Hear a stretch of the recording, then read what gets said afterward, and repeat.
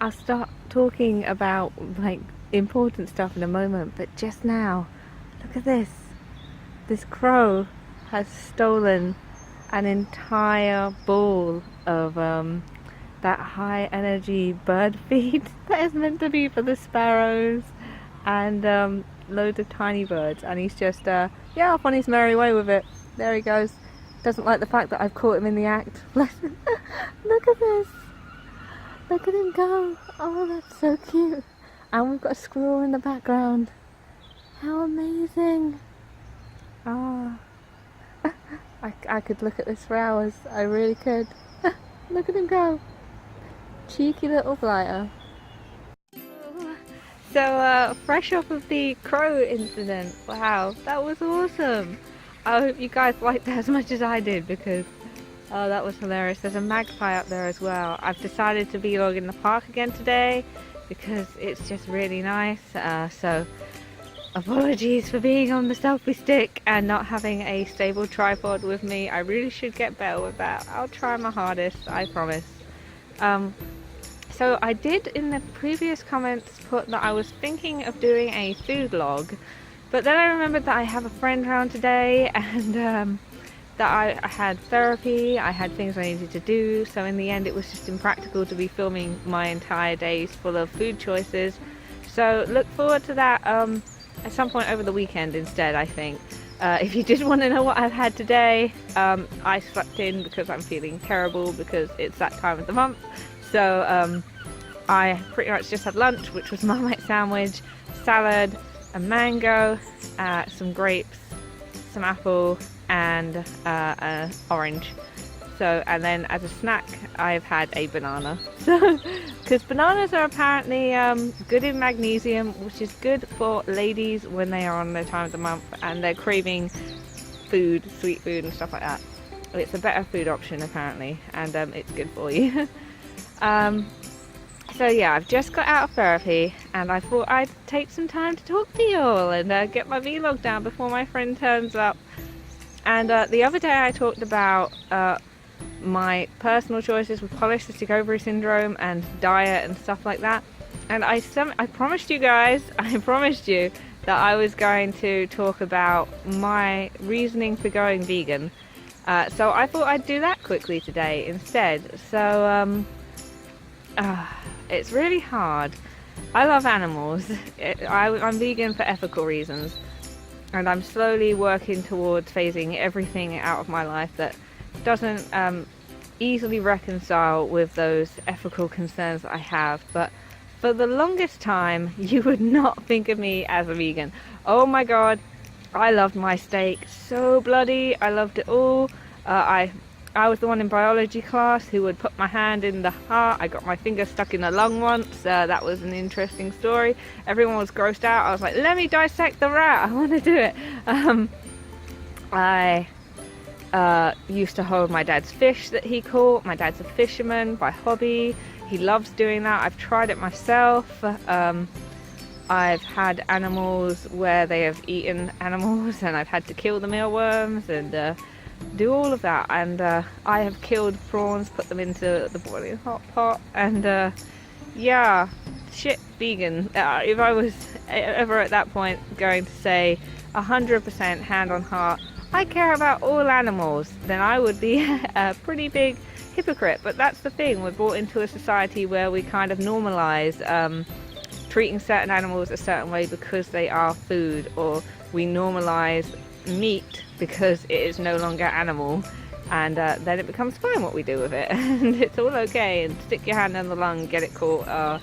There might be a disgust factor, but there's not a this is a living thing that shouldn't have had to be put in this situation so that a teenager could get their finger stuck in it in a science class sort of situation. And I think for me, I went as a conscientious omnivore, so for the longest time I decided, well, I'm okay with animals dying for me. Hello, Mr. Seago up there. Yeah, I don't blame your distress. I thought I'm okay with animals dying for me, but if they have to die for me, then I want their conditions to be the best they possibly can. And I started looking into the current conditions, and I'm sure you all know, even if you haven't looked into them yourselves, we all fundamentally know to some degree that animals are not being treated as they could be. Even when I was a conscientious omnivore, I was like, oh, it's all got to be high welfare. It's all got to be RSPCA, freedom food assured. RSPCA, freedom food assured, still allows the docking of certain things. They still allow animals to be kept indoors. They still allow so many of the standard business practices that are detrimental to animals. And of course, there are things they can't monitor so easily, like with egg-laying chickens, the procurement of those egg-laying chickens, the huge conveyor belts of chicks that are, if it's not male, then oh, that's going to die straight away because it's no use to us anymore, sort of thing. And I hear they go to the reptile industry, so feeding pets and stuff, which is something, but it's still not ideal. And it occurred to me as well, I can have an animal have as good a life as possible. And oh god, yes, if you are a conscientious omnivore, you are amazing and I love you, and I am so glad that we are fighting together for better lives for animals. You're an ally as far as I'm considering we all have our limits, and I am happy that you have decided that you want to extend that limit to consider welfare. Fantastic. But then I thought to myself, I can have that animal live as good a life as possible, and that is what I want, yes, 100%. But slaughterhouses have also been shown to have terrible conditions, and no matter what, that animal is going to die for me. It's going to die in a horrible way. Not only that, but it's dying. And I thought to myself, what's my fundamental logic here? It is, if an animal has to die for me, I would rather it had good conditions. And I thought, why does that animal have to die for me? Does it have to die for me? What are the reasons that I am justifying this particular system of animal death, of animal torture, of unregulated practices that we can't regulate? What is the reasoning there? Why is it a need and not just a want? And I thought, well, it's convenience, it's habit. And I urge everyone to think about this. Ask yourself, why do I need to eat animals? Without judgment, just sit with it, think about it. What is your particular reason for eating animals? I thought for me it really is just because I like the taste. It's convenient, it's easy. And then I thought to myself, is that a good reason for eating animals? If I was in a situation where I had a chicken in front of me and I had all of the ingredients to make a really nice chicken carbonara, for example, and then on the other side I had all of the nice things to make a creamy white pasta with some maybe mock chicken, maybe just veg, some broccoli, some mushrooms, some tofu. If I had everything, and to prepare it, to get it all ready, would take the exact same amount of time, except in one situation I have to kill a chicken, and in another situation I don't. I don't have to have any animals directly die for me to have that meal. Even if I took that chicken up, even if I knew that chicken had lived a full life, even if I then took that chicken up, I hugged it, I made sure that its death was something it never saw coming, would I really want to kill the chicken? Would I really kill the chicken just because I want the carbonara, when there is a perfectly good substitute right there that will be exactly the same in many ways, except there isn't a loss of life? And no, I can't justify that. I really can't. Everyone has their own limits. I don't for one moment doubt that some people need meat. Some societies would heavily struggle without meat, and I think that some people just aren't prepared to give up meat. Some people enjoy meat, and they think that enjoyment is a perfectly valid reason to do what they're doing. It's not my place to judge anyone. It's not my place to tell you what you can and you can't do. But for me, I just couldn't justify it, and I still can't. And I feel better knowing that my food choices aren't directly linking to these things. Obviously, there's always a certain amount of byproduct. I mean, £5 and £10 notes for one straight away.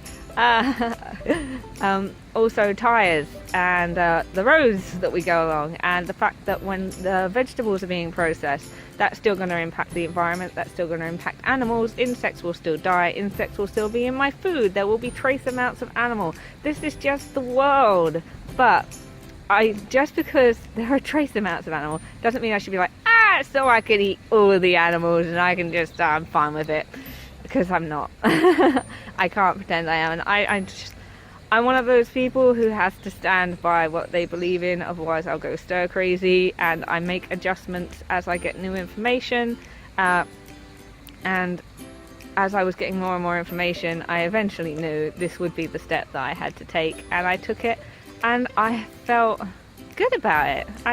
It's not a miracle cure. I've still got spots. Some of these are like sugar after effects, I think, because I've read somewhere that your skin can break out with drastic diet changes, and I think that would count, but I still have spots. Veganism is not responsible for my weight loss. It's fine for maintenance. I get enough protein, for anyone who's worried about that. It's fine for all of that. I work out with it, I'm just fine. But I didn't lose my weight through veganism. That came afterwards. It's not a miracle cure. It's just a way of living with your conscience. If you ask yourself, do I have to eat animals, or is it just that I want to eat animals, and then you realize that you're not comfortable with that, then veganism is a good answer.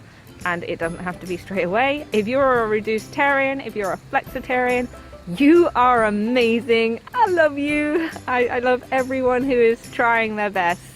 I was trying my best at the time, and it just so happened that this is how it's progressed. And down the line, I'm also going to try and eliminate palm oil, because I don't like orangutans, but I don't like the idea of animals losing their environment just because we want particular types of oils, especially when they're endangered.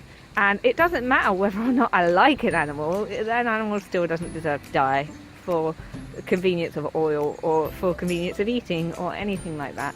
How I feel personally about that animal, if I'm attached to it or not, it's irrelevant to the suffering and the loss of life, in my opinion. And I think once you take that detachment away, or attachment away, and you're not one of those people who are like, oh, I only don't eat cute animals, or oh, I could never eat a dog because we're friends with dogs, and I understand that, I do. But then challenge yourself to think, well, what's the difference here?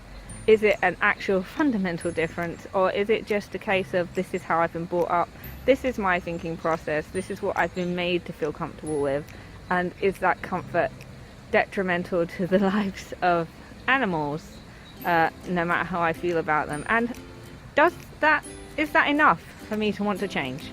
It might not be for some people, and I can't really say that it's my place to judge you for that. It's not my place to make you do anything. You do you. That's one of my favorite philosophies, but I do think it's an interesting thing to think about. And when I thought about it, this is where I lay. So veganism.